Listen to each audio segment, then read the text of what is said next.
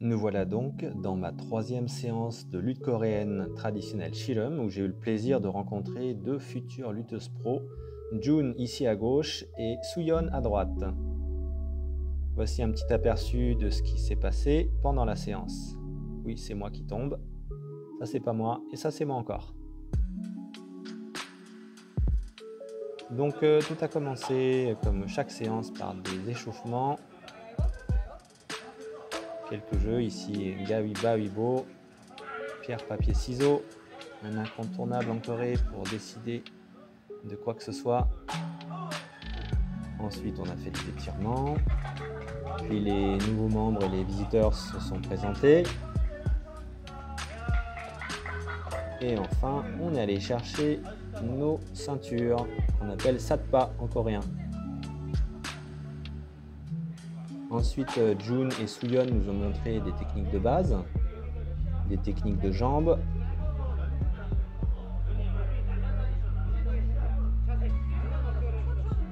Donc là, c'est pat tari, pat qui veut dire extérieur, et tari qui veut dire jambe. Pour ceux qui connaissent d'autres arts martiaux ou sports de combat, vous aurez reconnu la technique qui est assez classique. Sauf que là, bon, on saisit à la ceinture. C'est une particularité du Shilum. Là, c'est la deuxième technique, Antari, jambe intérieure.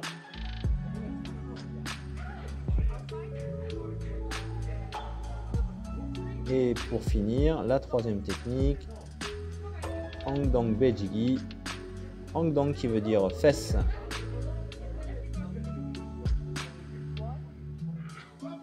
Là, on vient se coller contre l'adversaire au niveau de la hanche et on le projette. Ensuite, Jun s'est mesurée à une visiteuse. Bon, c'était une débutante. Jun a été sympa, elle l'a ménagé. La jeune femme a rigolé plus qu'autre chose.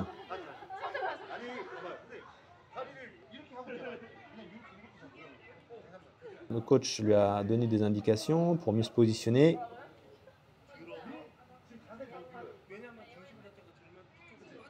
Même Jun lui donne un conseil pour sa jambe. Et puis la deuxième manche commence. Jun la soulève et la dépose tout en douceur.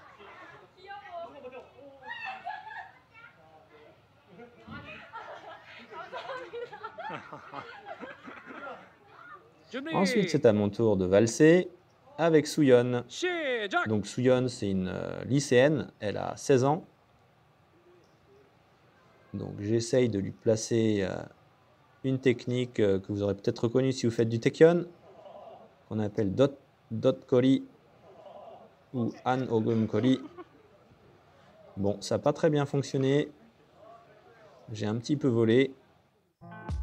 Et là, vous pouvez voir Suyeon en compétition quelques mois auparavant. Donc elle porte la ceinture bleue à gauche.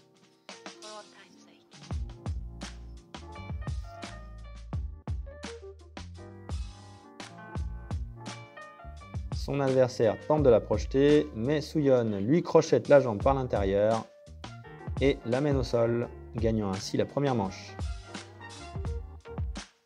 Deuxième manche, ça tourne, ça tourne.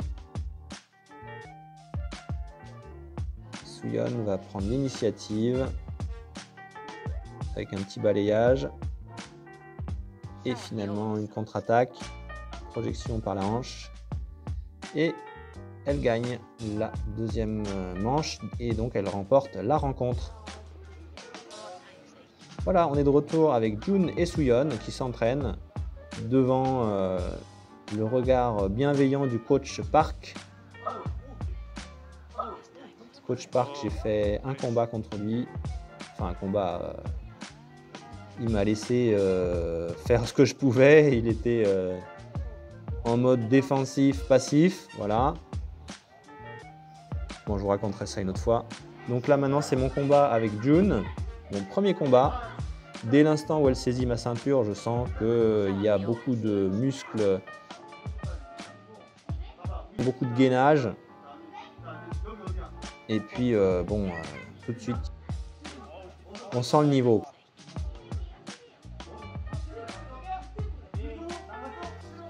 J'ai pas pu faire grand chose. Elle m'a soulevé et m'a projeté. J'étais un petit peu dégoûté quand même, donc je me suis dit bon allez, au prochain tour j'essaye de résister au maximum, de ne pas me faire projeter, déjà ce sera pas mal.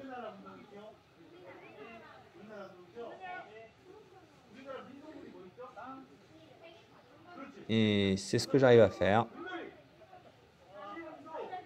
en arrivant même à lui faire un petit crochetage.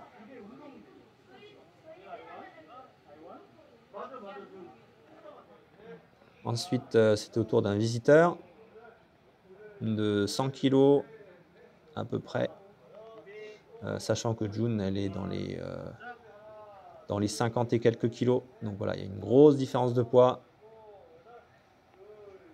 Et malgré ça, elle va remporter le combat. Ici, on est à une compétition de June qui a eu lieu après le tournage de cette vidéo. C'était dans la région du Chollado, une région connue pour ses paysages et sa nourriture délicieuse.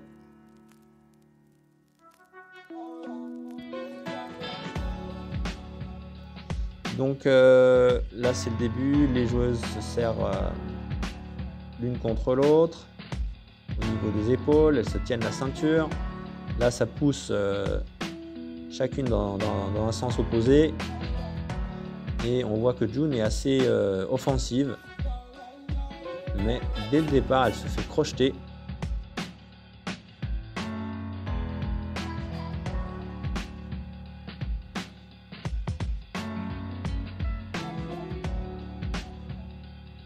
Donc pour la deuxième manche, June a tout intérêt à mettre la vitesse supérieure, ce qu'elle s'empresse de faire, et elle remporte la deuxième manche.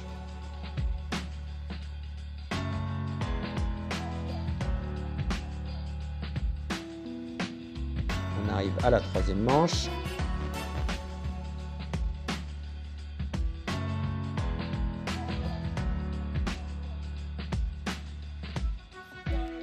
June tente de soulever son adversaire, ça ne marche pas.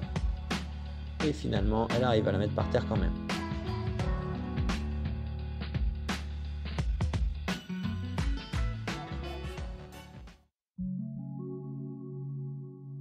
On arrive à l'adversaire suivante de June.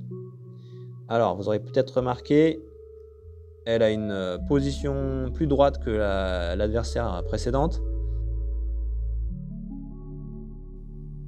Et puis le gabarit est un peu plus grand quand même. June est très offensive dès le départ, très confiante visiblement. C'est une position très basse aussi, qui a l'air peut-être simple, mais bon, il faut être souple, il faut être fort, résistant.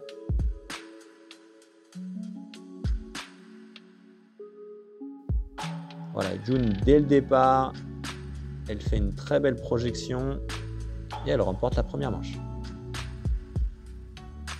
Deuxième manche, l'arbitre donne le signal, les joueurs se lèvent.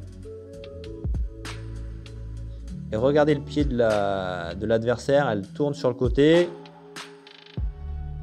June tente de la projeter, l'autre résiste et avec souplesse l'appuie contre le sol et remporte donc cette deuxième manche. Troisième manche, un partout. Là, June ne se laisse pas faire, elle pousse, elle pousse. Qu'est-ce qui se passe? Elle tombe en arrière. Alors ça ne va pas compter parce qu'en fait l'arbitre n'avait pas donné le signal de départ. Donc, on redémarre la troisième manche.